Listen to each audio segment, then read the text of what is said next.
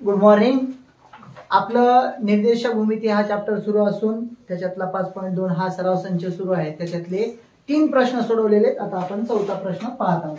तर प्रश्न क्रमांक 4 मध्ये सांगितलेलं आहे AB हा वर्तुळाचा व्यास असून वर्तुळ आहे समजा आणि वर्तुळाचा AB नावाचा व्यास आहे AB आणि केंद्रबिंदू आहे त्याचा P.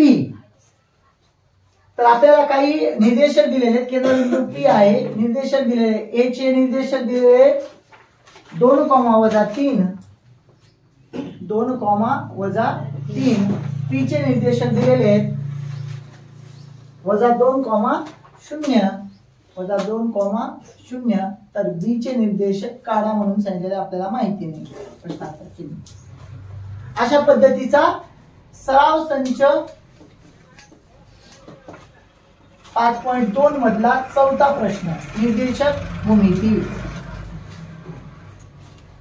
आता तुमच्या माहितीसाठी एक बेसिक थिअरी आहे याच्यामध्ये. काय तर जेव्हा एखादा व्यास असेल आणि त्याचा केंद्रबिंदू त्याचा मेन केंद्रबिंदू जे असेल त्याच्या दोन्ही बाजूच्या जे काही त्रिज्या असणार आहेत समान असणार आहेत. याचा अर्थ असा झाला की हा P बिंदू जो आहे तो AB चा मध्यबिंदू झाला. लिहायचे रेख AB चा बिंदू P हा मध्यबिंदू आहे.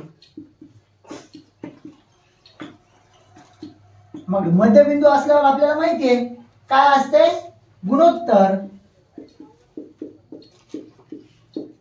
M जसे n बरोबर गुणोत्तर M बरोबर n असा असतो. म्हणजे आहे असं आपण लिहायचं M बरोबर n. म्हणजे आपलं गुणोत्तर सारखं झालं मग डायरेक्ट लिहिणार काय मध्यबिंदूच्या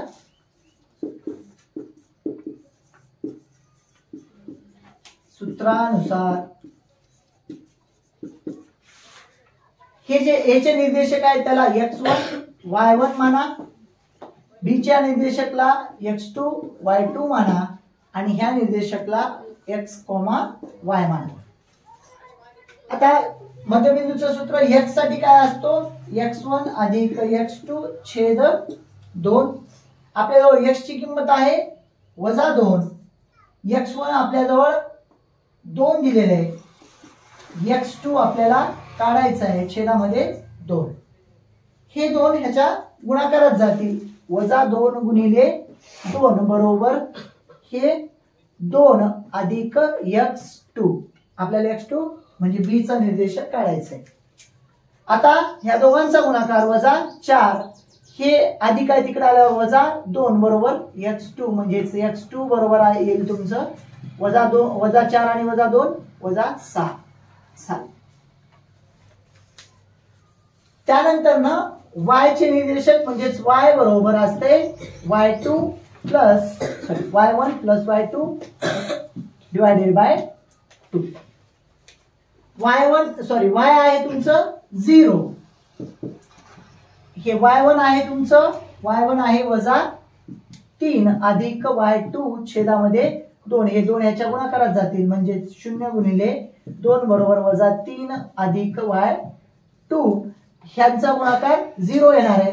हे -3 इकडे आल्यावर +3 होतील म्हणजेच y2 बरोबर येईल तुमचं +3. उत्तर झालं. शेवटी लिहायचं तर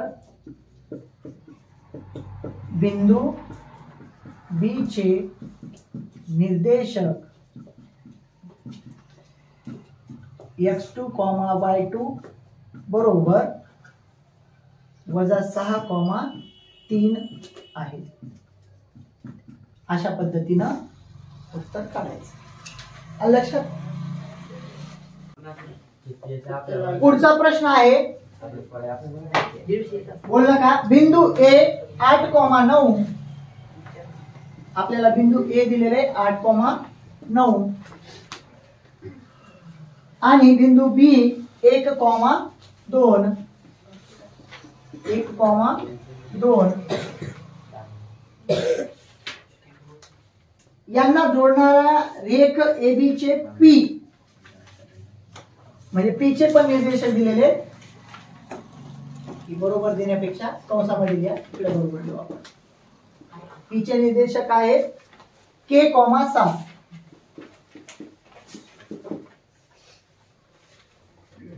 कोणत्या गुणोत्तरात विभाजन करतो ती काढा आणि K ची किंमत काढा म्हणून सांगितलेलं आहे. तर आपल्याला M जसे N हे काढायचे. याला आपण x1 y1 मानू, याला x2 y2 मानू आणि ह्याला x, y मानू. लक्षात घ्या आपल्याजवळ इथं K ची व्हॅल्यू म्हणजे P चे निर्देशक K काढायचे. आधी हे काढून घेऊ. म्हणजे सूत्र कोणतं वापरावं लागेल आपल्याला? विभाजनाचा x चा सूत्र वापरायचं आहे. कारण हे y च्या व्हॅल्यू सगळ्या इथं आहेत. लक्षात आले? आणि गुणोत्तर सुद्धा ह्याच्यावरून काढू शकतो आपण. गुणोत्तर ह्या दुसऱ्यावरून काढू शकतो. लिहायचं काय? दिलेल्या माहितीवरून विभाजनाच्या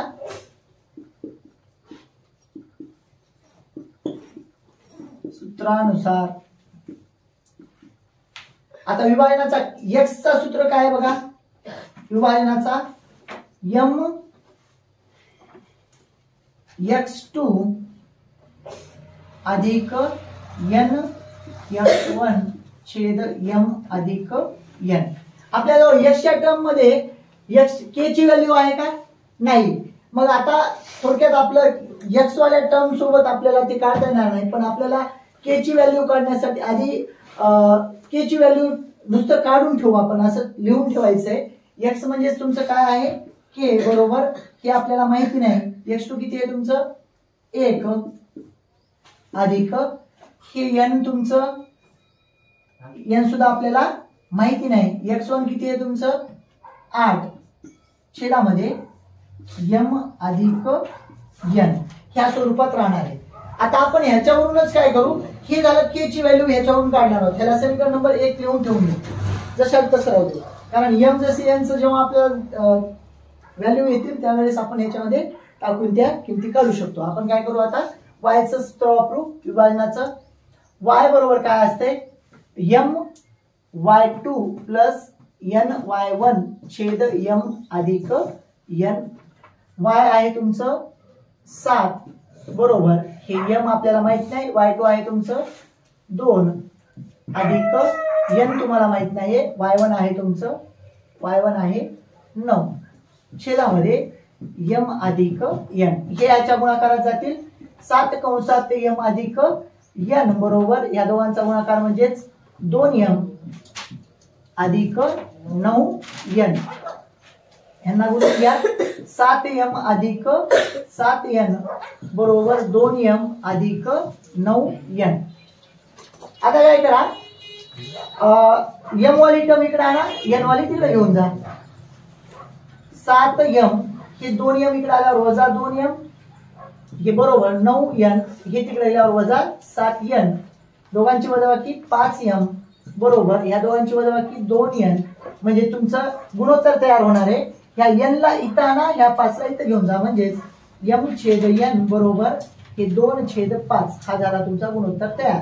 ह्याचा अर्थ असा झाला म्हणून m बरोबर 2 घ्या आणि n बरोबर 5 घ्या. समीकरण 1 मध्ये m व n च्या किमती ठेवू. आता समीकरण हा 1 आहे. k जशाला तसं राहील बरोबर. m बरोबर किती आलंय आपलं 2 गुणिले 1 अधिक n बरोबर आहे 5 कंसात 8 छेदामध्ये 2 अधिक 5 बरोबर या दोघांचा गुणाकार 2 अधिक ह्या दोघांचा गुणाकार 8 पंचे 40 छेद ह्या दोघांचा गुणाकार 7 दोघांची बेरीज 42 छेद 7 बरोबर 7 1 7 7 सकम 42 म्हणजे तुमचं 6 उत्तर आलं. शेवटी लिहायचं म्हणून k बरोबर किती आलं 6. तर अशा पद्धतीनं तुमचं k ची व्हॅल्यू 6 आली आणि तुमचं m जसे n थोडक्यात पुढे पण लिहून टाका. m जसे n बरोबर 2 जसे 5 म्हणजे गुणोत्तर आणि k ची व्हॅल्यू तुमच्या समोर आहे. झालं का स्टॉप?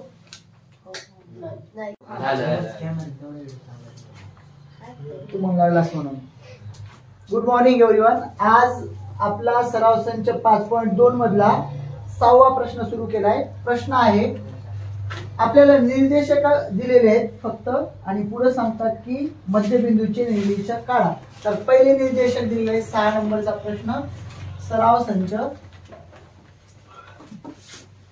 5.2 22,20. याला काय बिंदू वगैरे काही दिलेलं नाही, याला आपण मानू x1 y1. आणि दुसरा निर्देशक दिलेला आहे 0,16.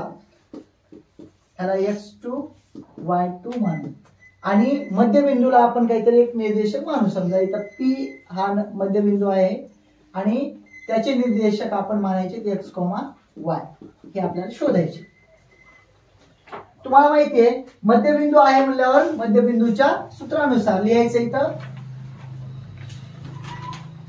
रेषाखंडाच्या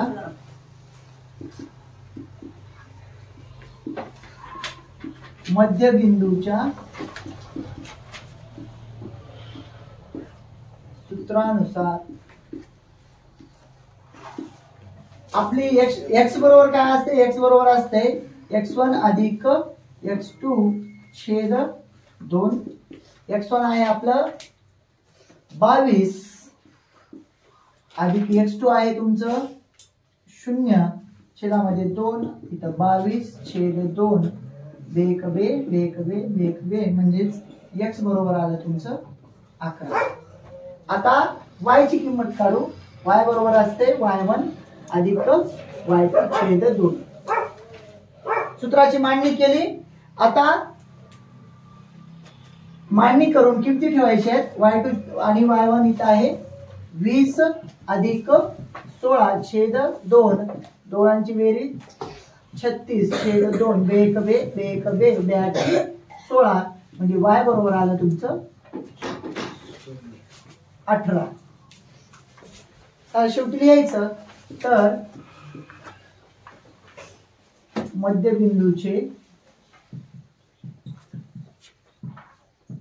निर्देशक E of x, y बरोबर 11,18 आहे. अशा पद्धतीनं सोडवायचं. ठीक आहे.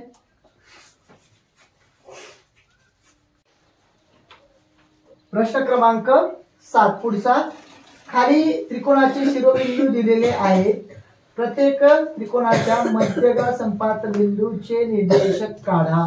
तर तुम्हाला माहिती आहे प्रश्न क्रमांक 7 आहे. आपल्याला काय काढायचे, मध्यगा संपात बिंदूचे निर्देशक. मध्यगा संपात काय असते ते आधी लक्षात घ्या. त्रिकोण असणार आहे. त्रिकोणाचा प्रत्येक बाजूचा मध्यबिंदू आणि शिरोबिंदू यांना जोडणारी रेषा आहे. ही बाजू आहे, ह्याचा मध्यबिंदू आणि ह्याचा समोरचा शिरोबिंदू, ह्याचा मध्यबिंदू आणि ह्याचा शिरोबिंदू. जिथं हे तीनही रेषा तीनही मध्यगा एकमेकांना परस्परांना छेदतात ते म्हणजे तुमचं मध्यगा संपात बिंदू असतो.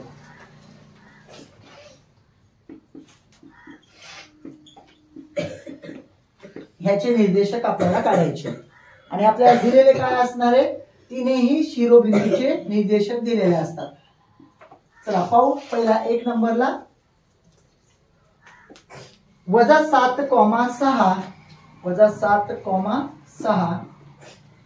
दुसरा आहे 2,-2. तिसरा आहे 8,5. तर काहीच नाही. पहिला दुसरा तिसरा या दिलेल्या शिरोबिंदूंचे आपण काय म्हणायचे, निर्देशकांना नाव देऊ आपण. x1 y1, x2 y2 आणि x3 y3. शेवटी लिहायचं पुढं मध्यगा संपात बिंदूच्या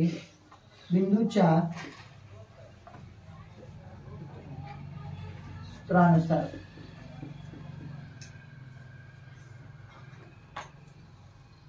x आणि जे संपाद बिंदू आहे त्याच्या संपाद बिंदूला आपण समजा G मानलं आणि त्याचे निर्देशक मानले समजा x, y.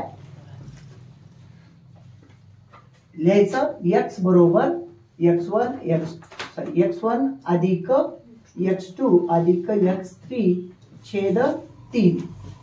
आता तुमच्या माहितीसाठी ज्या पहिल्या लाईनीमध्ये नाव आहे ते पहिले जे बिंदू असणार आहे ते x1 x2 x3 असणार आहे. लिहून घ्यायचे. -7 अधिक 2 अधिक 8 छेदामध्ये 3. ह्या आता 8 आणि 2 10 आणि 10 मधून -7 गेले म्हणजे -3 राहतात. सॉरी अधिक 3 राहतात. वाटलंच तर एक स्टेप वाढवू आपण.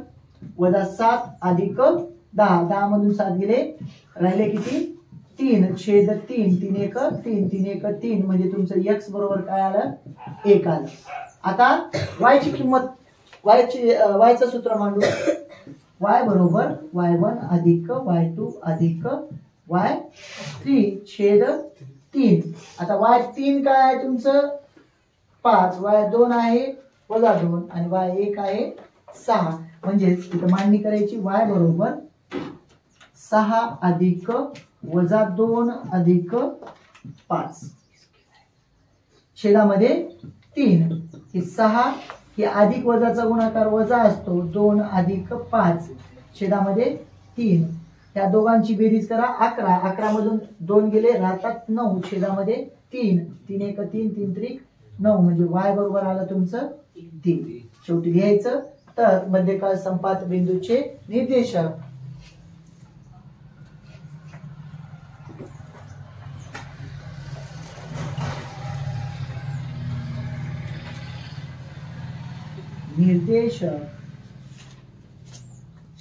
x, y बरोबर 1,3 आहे. अशा पद्धतीने सोडवायचं.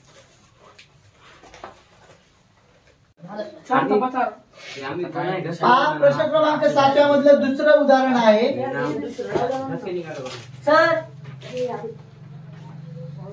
3, -5 निर्देशक दिलेले आहेत आपल्याला. 4,3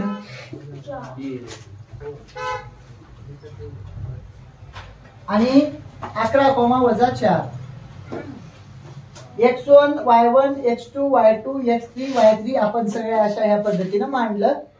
त्यांना मांडून घेतल्यानंतर ना आपल्याला मध्यकाल संपात बिंदूचे सूत्रानुसार जी जे आहे मध्यकाल संपात बिंदू जे आहे त्याला आपण x, y मानलेले. आता सूत्र आहे आपला x बरोबर x1 अधिक x2 अधिक x3 छेद 3. आता ज्या किमती आहेत त्या मांडायच्या तिथं. x1 x2 x3 च्या किमती 3 4 आणि 11. 3 अधिक 4 अधिक 11 छेद 3 बेरीज करून घ्या. 3 आणि 4 7 आणि 11 18 छेद 3 3 1 3 3 संग 18 म्हणजे x बरोबर आलं तुमचं 6. x बरोबर किती आलं 6. y चं सूत्र तुमच्या समोर आहे. y च्या किमती ठेवून देऊ इथं आपण.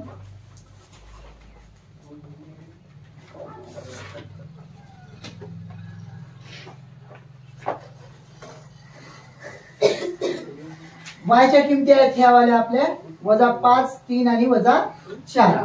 -5 अधिक 3 -4 छेद 3 हे वजांची बेरीज करा. -9 होतील अधिक 3 छेद 3 इथं -6 राहतील बघा. -6 छेद 3 म्हणजे 3 1 3 3 2 6 म्हणजे उत्तर येईल -2. म्हणजे y बरोबर किती आलं तुमचं -2. तर तुमचे मध्यकाल संपात बिंदूचे निर्देशक काय आले आता x, y बरोबर हे -2 आहे इथं 6 म्हणजे 6, -2 लिहून